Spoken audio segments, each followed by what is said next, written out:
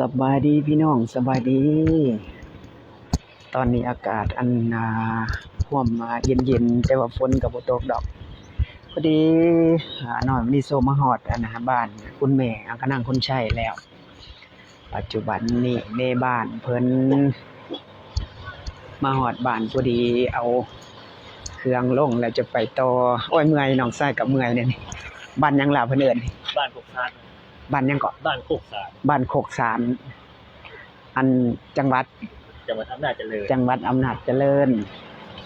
บ้านโคกสานจังหวัดอำนาจเจริญว่าซั่นในบ้านเพิ่นก็สิมีนั่นหยังนั่นมีปลาแดก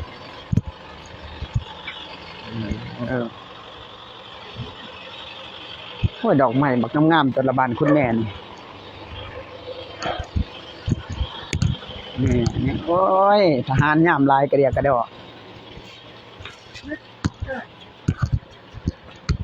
ทหารยามหลายกระเดียกระดอนี่ข้างในก็กว้างๆโอ้ยเดี๋ยวเขาไปส้มก่อนหน่อยนึงบรรยากาศข้างบ้าน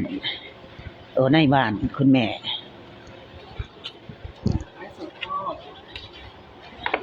ขนเครื่องบ่โอ้ยแม่บ้านสวยแท้บ้านสวยแท้นี่แต่ลูกเพิ่นอนุรักษ์เต็มอันเนี้ยนี่ตอนนี้ก็สิไปต่อสองเมกวังเตาปัจจุบันนี้กำลังอยู่บ้านเฝ้าเมียนเครื่องยังไงอันนี้เอาขึ้นรถบ่นี่แม่เอาขึ้นรถบ่นี่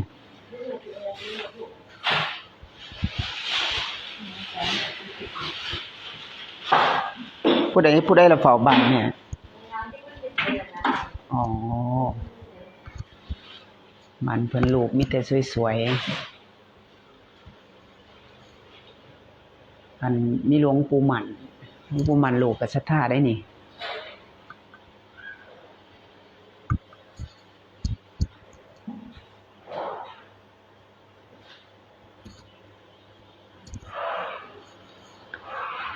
ตอนนี้เขามาอยู่ในบ้านเพิ่นแต่ว่าก็เฝ้าไปยันเวลามันค่ำซั่นเลย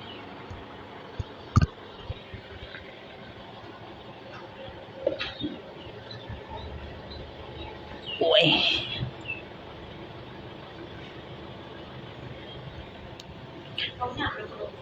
โดยลูกเขาได้แม่ได้บ้านสวยแท้ไอ้ยะ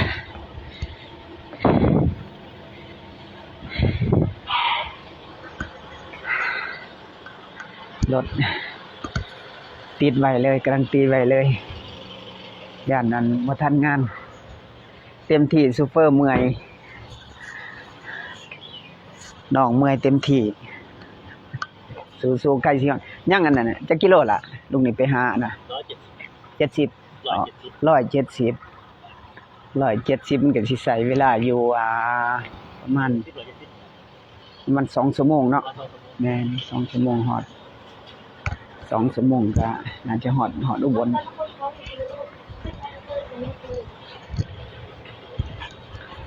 คุณแม่เพิ่นก็คน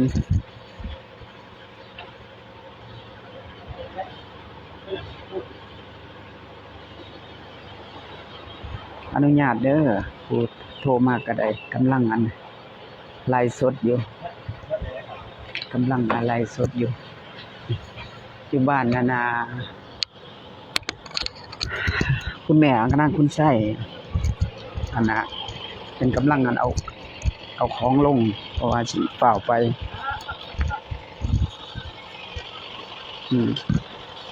บ้านบักงามๆสะบ้านเพิ่น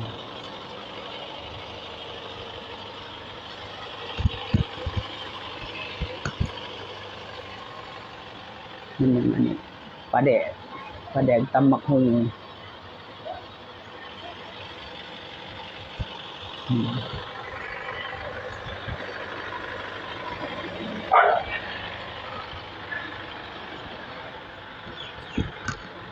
โอเคสำนีก่อนเด้อเดินทางต่อเอาหยังล่ะให้เพิ่นกินโอ้ได้ของตอด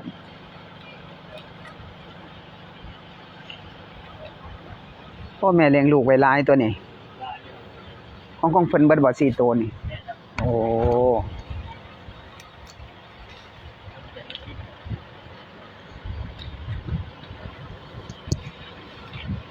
อันนี้เด้แม่บ่เอาเข้าบ่ตัวนี้เอาเพิ่นสิถือไปบ่ แม่อยากซื้อเลย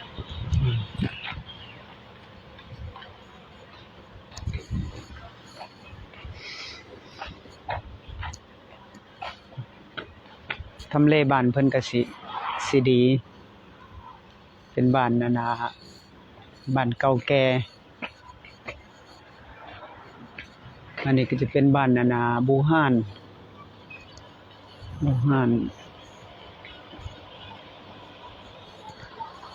ืม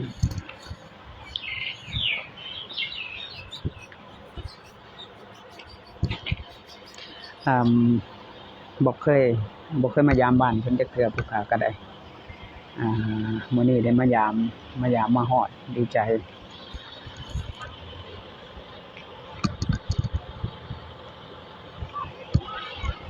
เพราะว่าดนๆก็จังค่อยได้ร่วมงานกับเพิ่นแต่ว่าก็บ่ค่อยได้อันนั้นน่ะบ่ค่อยได้ไปยามบ้านยามช่องคืออันหลักๆก็เวลาเฮาก็บ่ค่อยสิมีเพิ่นก็สิฟ้าวนํเวียกเฮาก็สิฟ้าวนํเวียกเพิ่นสิเวียกจากผ่านมาหลายจังหวัดอันมุกดาหารก็เป็นอำนาจเจริญที่เข้าไปอุบลบัดนี้เข้าไปอุบลเพิ่นสิแล้วก็สิมีงานรำต่ออยู่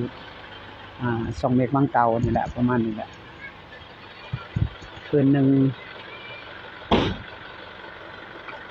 วิ่งอย่างใหญ่ซูเปอร์ก็ได้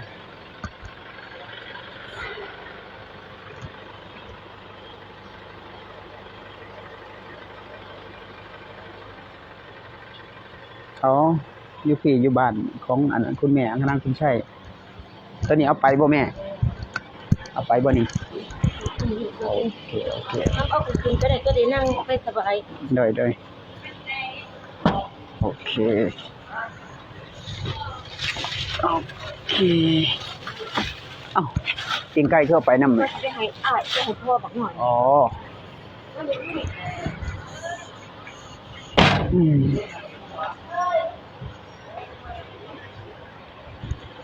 นี่แต่ลูกเต็มมาเนี่ยอยู่เฮือนบ้านนี่มาจากไรว่าแม่นี้จะมาถากินเป็นไงวะ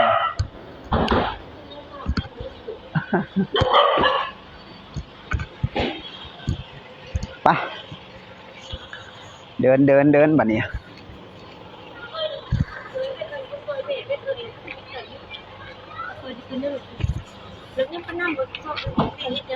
โอเค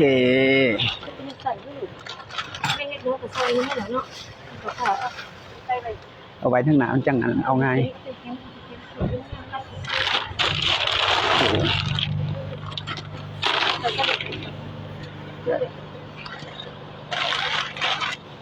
เอาอีกกินก็ได้นี่เอากินเ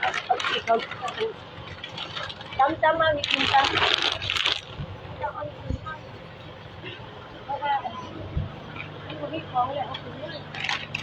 อ๋อบ่ขึ้นก็ได้ดอกแม่นั่งสบายแหละอ๋อ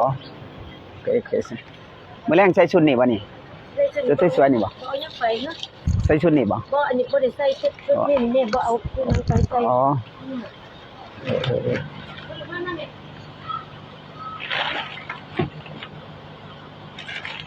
ครั้งไม่ได้บ่โอ้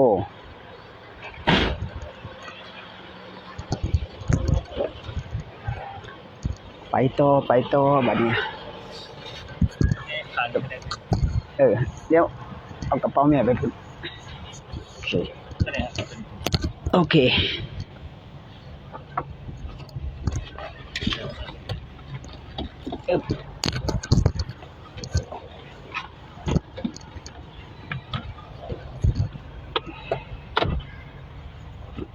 ไปลุยต่อบัดนี้ซูเฟอร์ลอยเฮาก็ได้บ่แม่นธรรมดาในแล่นลอย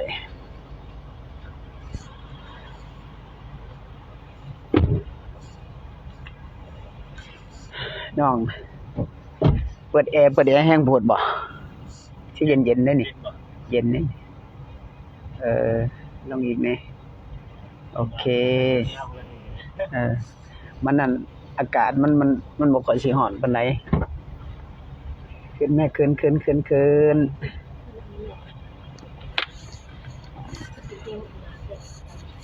อันนั้นเครื่องแต่งหน้าแม่บ่อยู่ นี่ดอก โอเค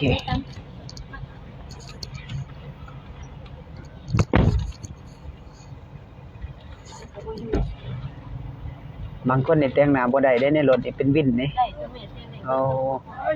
แย่ก้นเข้มก็สบายแม่อายุ60ปลายปีแต่สุขภาพแข็งแรงดี ตาก็ดี พาไฟที่เราอยู่กันเนี่ยพาคนไทยเลยช่างอยู่กับไปโหลด ไปแล้วบั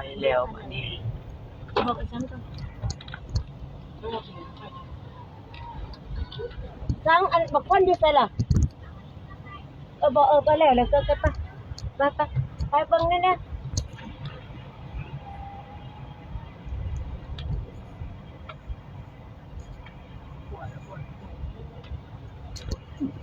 มหาเหล็กนี่ก็หลายเนาะอยู่บนทางนี่กำลังลิ้นแรงๆสุด